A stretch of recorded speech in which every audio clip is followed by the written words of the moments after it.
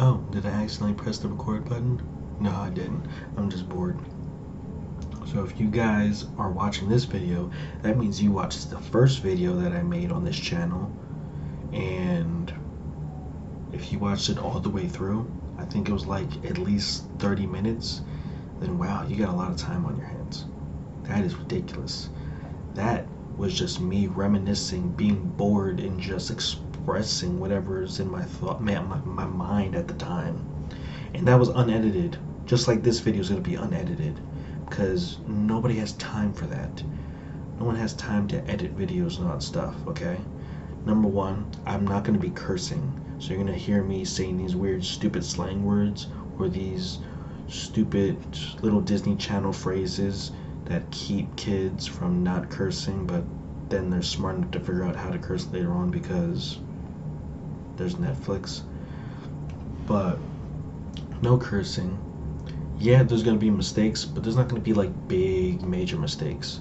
If you're gonna see me edit a video, it's because one of the kids just walked in the room, or somebody just dropped something really loud and it echoed through the house, or I'm getting a phone call, but my phone's on vibrate, it's not on ringer, but my watch is on ringer, so you'll probably hear my watch beep like a couple times, and that's it, blah blah blah. So in the first video, I was just reminiscing. I was just being bored. I was just talking about whatever at the time. Look, I dropped my balls, so.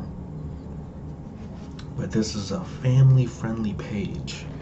And if you're not a New York Giants fan, it's not a family-friendly page, so you can get the heck out. But I pretty much just shared whatever was on my mind. My name is Tony, and I share depressing truths.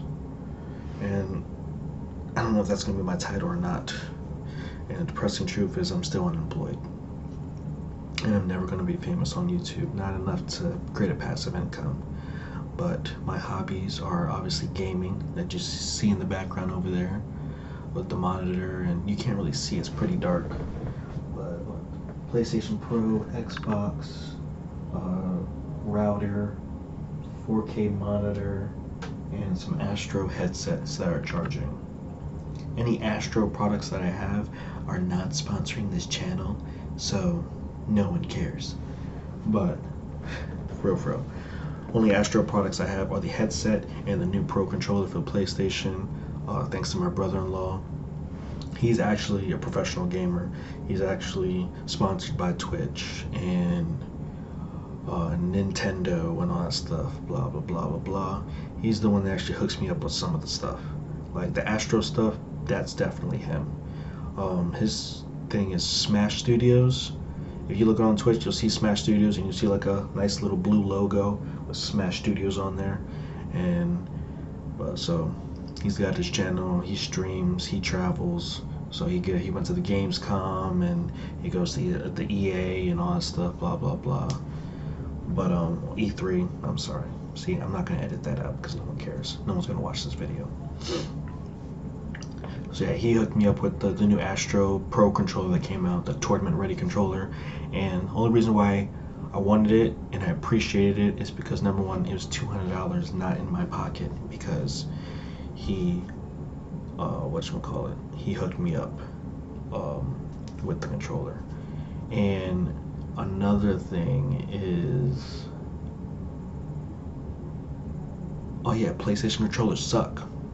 Yeah, that's almost forgot. Yeah, they suck, dude. They literally suck. And if this video is going to be about a review on PlayStation or the Astro controller, then I guess it might be, because just let me grab one of these controllers. This is your standard updated DualShock controller. I say updated because it's got the little light that comes on the front now, which, oh my god, that's so great.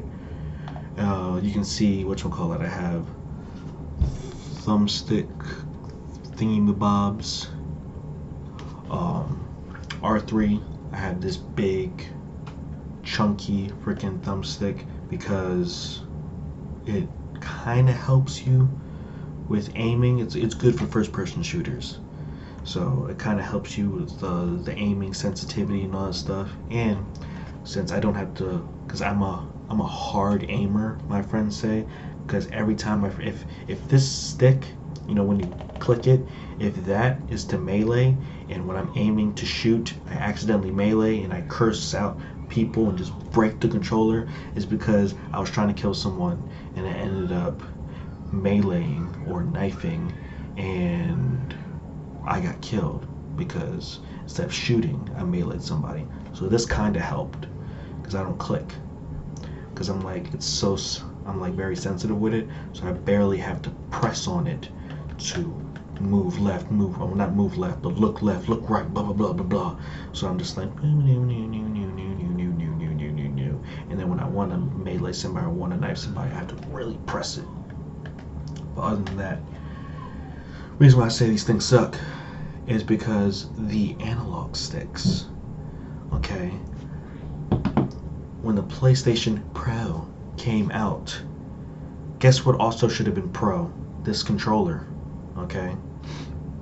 Now, you didn't have to change the design or nothing, and you didn't have to, whatchamacallit, make an expensive hardware like the Xbox Elite controller. I love, because number one, they didn't change the look. It looks the same. When you look at the face, you're like, boom, that's an Xbox controller. Like, look at this thing.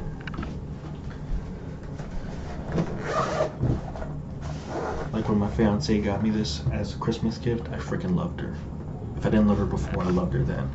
But look, that looks like an Xbox One controller, does it not? But only thing that they added was the paddles, okay? And those paddles just click away, man. They sound beautiful, they work beautiful, they're designed beautiful, they look beautiful.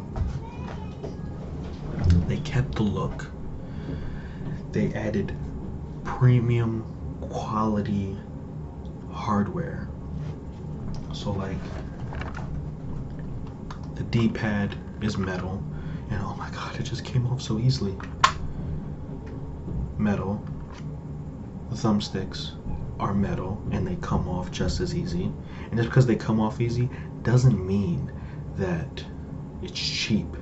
Because when you're freaking playing this thing, and you shake it, and you shake it, and you shake it, it doesn't fall off. But when you need it to come off, oh my god, that's beautiful. That is lucky. That's so beautiful. I almost cursed. It's so beautiful. But yeah, change the thumbsticks, make the thumbsticks longer, get the little dome thing on there, change the D-pad to your standard D-pad instead of this beautiful little design right here, and then these little monkey handles right here. First off, love them. See how they flare out like they're butterfly wings? Like the first Xbox controller was a caterpillar, and then the Elite one just evolved to its perfect form and got wings. So yeah, comfortably, I don't have to adjust my hands. This is how my hands are with every controller. But comfortably, you got your A, B, X, Y. Boom, boom, boom, boom, boom. And I apologize if you can hear my kids in the background. But just comfortably, beautifully. And like I said, it's the same controller, but one, it's heavier. Two, you got the paddles, which are just an add-on. Like they really didn't change anything. They just put the paddles on there and made it so that the paddles are programmable. And then you got these little green switches in the back that you can see. The green switches change the sensitivity of the triggers. So if you want the standard long triggers where you have to press all the way down to get your shot off if you're playing first person shooter, or if you freaking switch that bad boy to short, and shorter triggers. Now, note to self, when you're playing first person shooters, you're going to want the short stops on the triggers. Those are good. But note to self, when you're playing from first person shooter to a driving game, or if you're playing like Ghost Recon that requires you to drive, Call of Duty Battle Royale that has vehicles in it, do not have the short triggers on. Go back to long triggers, because if you know what I'm going with this, as soon as you get into a car and you press the gas, you're gonna be like, you're going nowhere. And I'm like, dude, is my controller broken? I can't drive. This thing's going 2 miles per hour. People are shooting at us. And it was the triggers. So the driving, the short triggers are not meant for driving. They're meant for quick responses, which are for shooting. So when you're driving, go back to the long triggers, because the long triggers kind of replicate a pedal. When you're in your car, you gradually go to speed and drive and all that stuff. Just like for the brake pedal, you gradually slow down and then come to a complete stop. With the quick triggers, it's like 0 to 60, but it's not going to do that, because when you do the quick trigger, it's only responding to the level 1, which is the gradually, but it's not gradually going anywhere. It's just staying right there at the first step. So learn from my mistakes. But yeah, PlayStation, number 1, didn't need to compete with the Xbox Elite controller. They didn't need third parties to make a better controller. They didn't need paddles, because paddles do not necessarily make it a pro controller. The Nintendo Switch Pro controller does not have paddles. You know why it's considered a pro controller? It's because, number 1, it looks like a controller because the Joy-Con sticks are not really controllers. Number 2, it was a premium grade quality controller. It was nice and firm. It had grips. It was a good weight. It was nice. The buttons really nice and clickety. And internal battery. That's it. That they didn't have to put paddles on there. They didn't have to put eye scanners or fingerprint scanners. None of that crap on there to make it a pro controller. And they did not need a third party, let alone 3 third-party companies, to make them a pro controller. Sony, you have money, okay? Stop being cheap when it comes to your controllers. You have money, okay? You're willing to take away Spider-Man from the MCU because you're greedy behind. And I know I'm just picking on you guys because Sony, I mean not Sony, but Disney's greedy too, asking for 50%, but we're not going to get into that. That's another video that I probably won't make. But you guys have money, okay? You guys have TVs, Blu-rays, PlayStations, exclusives, all this crap. Other things that I don't even know about, because I don't care. Sorry for me burping. But you guys have money. All you could have done for this baby, and I would have been completely fine with, because you just adding a stupid light bar in the front so I can see what color I'm representing is stupid, is what you could have done was not even change the controller at all. Number 1, make your analog sticks freaking metal like the Elite controller. Make them metal, because you know how cheap your analog sticks are. You know that when you're freaking playing hardcore freaking games, that the sides of the plastic are eating away at the insides of the plastic, and then all that you're just making freaking plastic dust, and then next thing you know, BAM! The analog stick has broken off and you lost. Okay, you're about to win Apex Legends and you lost. 1 kill. All you had to do was make your analog sticks metal and make your buttons more clickety. That's it. I would have been okay with that. I would have paid $100 for that Pro DualShock controller. But no, you decided, hey guys, let's put a light bar in the front and update the software just a little bit. And oh, finally give it Bluetooth compatibility.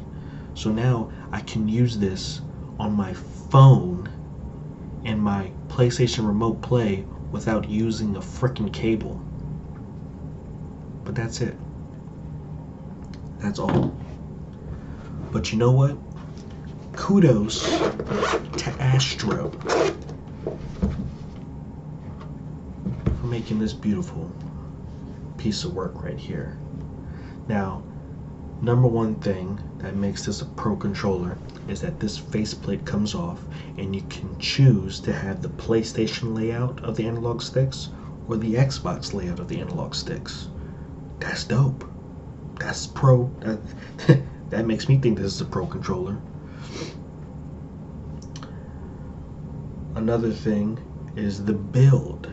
It feels good. You know what's crazy is that the Elite controller actually feels heavier than the Astro controller. Sorry, that's my Apple Watch. Than the Astro controller. The Astro controller feels a little light, and I think it's because it's light. Because right here, when you take the faceplate off, there's nothing here, except for the modules that hold these bad boys in and that respond to the device. Other than that, it's pretty light. It's not heavy. You can change these bad boys around, and then only thing, there's two things that I have a problem with this controller. Number one is when I tried to replace the thumbsticks with the longer thumbsticks or the dome thumbsticks. I don't know how to do that. I don't know how to do that. I've watched YouTube video after YouTube video after YouTube video, and people just like, oh yeah, you just take it off and you just fit. No, you can't just take it off, my guy.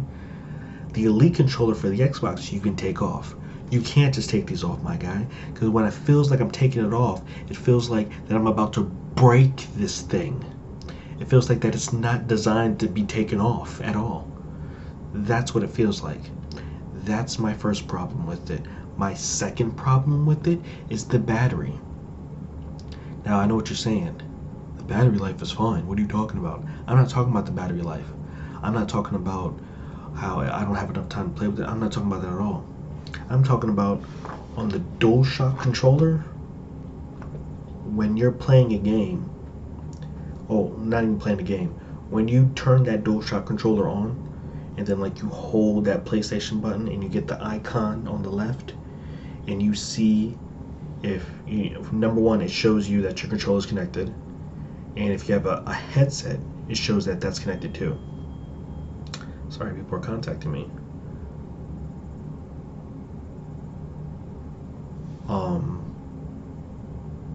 And then, because the PlayStation does it and Xbox does it too, it shows you your battery life for your controller.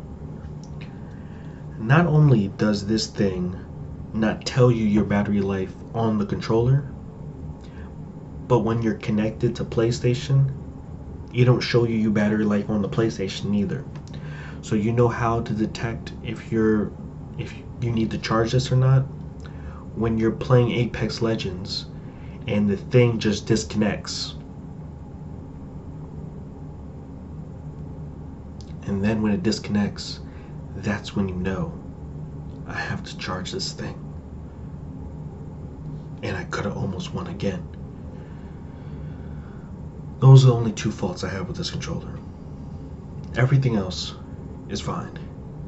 Connectivity, whether you're on wired or wireless mode, creating the profiles, whether you're on the map or on the go. When you're on the go, you hold this bad boy till it vibrates. That's what she said. And click the button you want to map, and then click the button where you want it to map it to, and that's all golden. And then you got these, the red tabs are to make it short or long trigger stops. Those are good. I have no problems with those. Haven't tried it on a driving game yet, so I can't really compare with the Elite controller. I don't really play driving games on the PlayStation because, yeah, your analog stick's stuck. Okay, I know I got a little tongue twisted there, so let's rephrase what I just said. Your analog sticks suck. I feel like I'm gonna break those things, man. When I first bought the PlayStation Pro, I bought the Pro to play Spider-Man, and I didn't know that I was gonna be having to really wear down on those analog sticks when swinging. So by the time I beat the game and platinum it, my nice little pristine controller felt like crap. But now I got this bad boy with metal thumbsticks. Yeah, you got your headphone jack right there, but I got the wireless Astros, so I don't need that crap. And then, even though it looks like 4, it's actually only 2 programmable buttons, so you have to choose and sacrifice who you're going to use for these back paddles. When I play Remnant, I usually jump or dodge, roll, whatever you want to call it, and then switch weapon. So boom, just shoot somebody, and then instead of reloading, just switch weapon. That's it, and then roll, jump out of there. I don't really need it for the reload because I maxed out my reload trait, so my reload is at 100% speed, so I'm fine with that. I'm fine with just reaching over and clicking the X thing, blah blah blah. So yeah, that's the Astro. Where did I put the case at? Oh, it's right in front of me. So yeah, this video ended up being starting off random and then talking about controllers. So I'll be sure to title this The Controller. Not really review, just my controller feelings. Controller feelings? I don't know. You guys pick a title. I don't know. I'm sorry. I'm new at this. YouTube doesn't pay me. So yeah, have a good day. And enjoy the rest of your summer. Oh wait, summer's over!